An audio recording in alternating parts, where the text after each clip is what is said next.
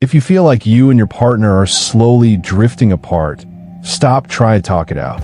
In fact, continuing to have the conversation right now is likely making them pull away faster.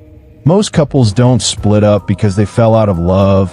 They split up because of a single psychological loop that 90% of people ignore until it's too late. By the end of this video, I'm going to show you the exact 3-second pattern break that stops this loop instantly. Here's why standard advice fails. When a relationship hits a slump, our instinct is to demand clarity or over-explain our feelings. But in human psychology, when you pressure someone to fix a feeling they don't understand yet, their brain classifies you as a source of stress, not comfort. You end up in a cycle where you pursue, they retreat, and the space between you grows. To fix this, you have to shift from demanding connection to creating safety. Step 1. Stop asking, "Are we okay?" That question forces them into a defensive state. Step 2. Apply the micro-validation rule.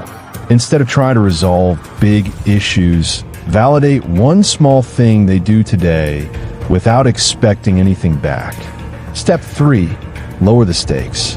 Shift your shared time back to low-pressure activities where neither of you has to perform or explain yourselves. Now, here is that 3-second pattern break I promised. Next time a silent tension starts, don't address the tension. Touch their shoulder, give a brief smile, and walk away to do your own thing. It breaks the expected argument loop and instantly resets the emotional dynamic. Tag your partner below or save this for the next time you need a reset.